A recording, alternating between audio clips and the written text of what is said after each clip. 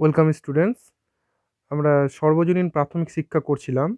এর ধারণা করেছি, প্রয়োজনীয়তা করেছি, সমস্যাগুলো করেছি। আজকে সমাধানের উপায়, সমস্যাগুলি সমাধানের উপায় বা কিভাবে আমরা সর্বজনীন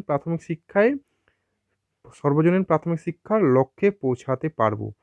লক্ষ্যে পৌঁছানোর উপায়গুলো নিয়ে আলোচনা করব।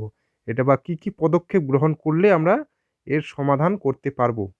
হ্যাঁ, সর্বজনীন প্রাথমিক শিক্ষার যে সমাধানগুলো আছে, সেই সম্পর্কে আজকে আলোচনা করব। তো চলো শুরু করা যাক। আচ্ছা, সমস্যা সমাধানের উপায়। কি করতে হবে? প্রথমে আমাদেরকে যে বিপুল জনসংখ্যা, সেগুলো আমাদেরকে নিয়ন্ত্রণ করতে হবে। জনসংখ্যা নিয়ন্ত্রণ। আ তারপরে করতে হবে অর্থ বরাদ্দ বৃদ্ধি। আমাদের যে অর্থ বরাদ্দ করা হয় সরকার থেকে, সেটার পরিমাণ খুবই কম। সেটাকে বৃদ্ধি করতে হবে, বাড়াতে হবে। তারপরে মেয়েদের জন্য পৃথক বিদ্যালয় স্থাপন করতে হবে। ঠিক আছে? যোগ্য শিক্ষক নিয়োগ করতে হবে। হ্যাঁ? প্রশিক্ষণপ্রাপ্ত যোগ্য শিক্ষক নিয়োগ করতে হবে। আচ্ছা, তারপরে পাঠ্যক্রমকে বৈচিত্র্যপূর্ণ করতে হবে। হ্যাঁ? বাস্তবমুখী করতে হবে। শুধু পুঁথিকেন্দ্রিক করলে হবে না, এটাকে একটু বাস্তবমুখীও করতে হবে। শিশু শ্রমিক আইন কঠোরভাবে প্রয়োগ করতে হবে। ঠিক আছে? শিশু শ্রমিক একবারে পুরোপুরি নিষিদ্ধ করে দেওয়া উচিত। হ্যাঁ? তারপরে অপচয় ও অনুন্নয়ন রোধ। অপচয় মানে আমাদের যে একটা স্টুডেন্ট ভর্তি হওয়ার পর যে দীর্ঘদিন একই ক্লাসে থেকে যায়, সেই অনুন্নয়ন রোধ করতে হবে।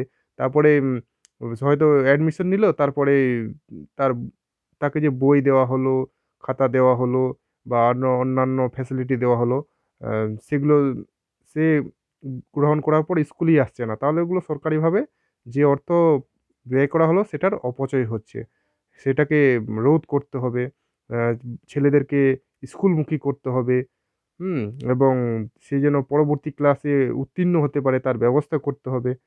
হ্যাঁ? সেই দিকে লক্ষ্য রাখতে হবে। আধুনিক শিক্ষা উপকরণের ব্যবহার।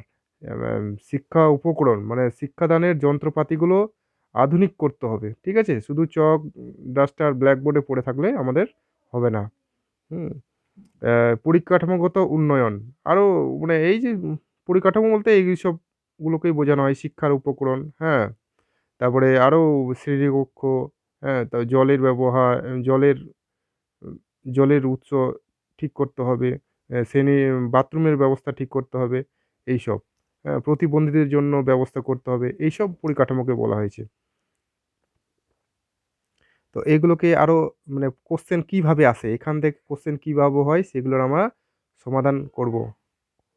হ্যাঁ? কিভাবে আমরা অ্যান্সার করব, সেগুলোকে আমরা আলোচনা করব। চলো।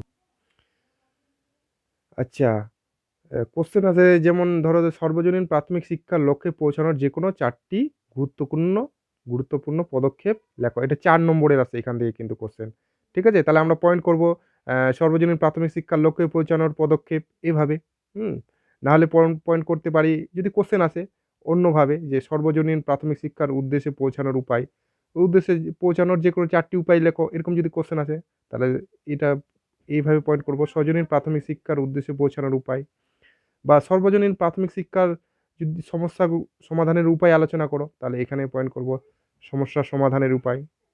সর্বজনীন প্রাথমিক শিক্ষার সমস্যা সমাধানের উপায়, এভাবে। এরকম পয়েন্ট করে তারপরে আমরা লিখব কি, সর্বজনীন প্রাথমিক শিক্ষার উদ্দেশ্য পূরণ করতে হলে নিম্নলিখিত পদক্ষেপ গ্রহণ করতে হবে। ১ নম্বরে জনসংখ্যা নিয়ন্ত্রণ। দেশের জনসংখ্যাকে নিয়ন্ত্রণ করার জন্য পরিবার কল্যাণ কর্মসূচি পরিবার কল্যাণ কর্মসূচি গ্রহণ করা দরকার। আচ্ছা, পরিবার কল্যাণ কর্মসূচি তোমরা জানোই। আ হসপিটালে গেলেই দেখতে পাবে। হুম? আচ্ছা, এছাড়াও জনগণকে কার্যকরীভাবে শিক্ষিত করে তুলতে পারলে জনসংখ্যাকেও নিয়ন্ত্রণ করা সম্ভব। আচ্ছা, অর্থ বরাদ্দ বৃদ্ধি। জন সর্বজনীন প্রাথমিক শিক্ষাকে বাস্তবায়নের জন্য যে বিপুল পরিমাণ অর্থ দরকার, তা সরকারি কোষাগার থেকে প্রদান করতে হবে। সরকারকে সেটা দায়িত্ব নিতে হবে। আর মেয়েদের জন্য পৃথক বিদ্যালয় করতে হবে। হ্যাঁ? সামাজিক চাহিদার দিকে লক্ষ্য রেখে মেয়েদের জন্য পৃথক বিদ্যালয় স্থাপন করতে হবে। যোগ্য শিক্ষক নিয়োগ, বিদ্যালয়ে বিদ্যালয়গুলিতে প্রশিক্ষণপ্রাপ্ত আদর্শ শিক্ষক নিয়োগ করতে হবে। এছাড়াও অপচয় ও অনুন্নয়ন রোধ, আধুনিক শিক্ষা উপকরণের ব্যবহার, বৈচিত্র্যপূর্ণ পাঠ্যক্রম, শিশু শ্রমিক নিষিদ্ধকরণ প্রভৃতি উদ্যোগ গ্রহণ করা যেতে পারে। তো আজকে এখানেই তোমরা ভিডিওগুলো দেখবে। হুম ঠিক আছে?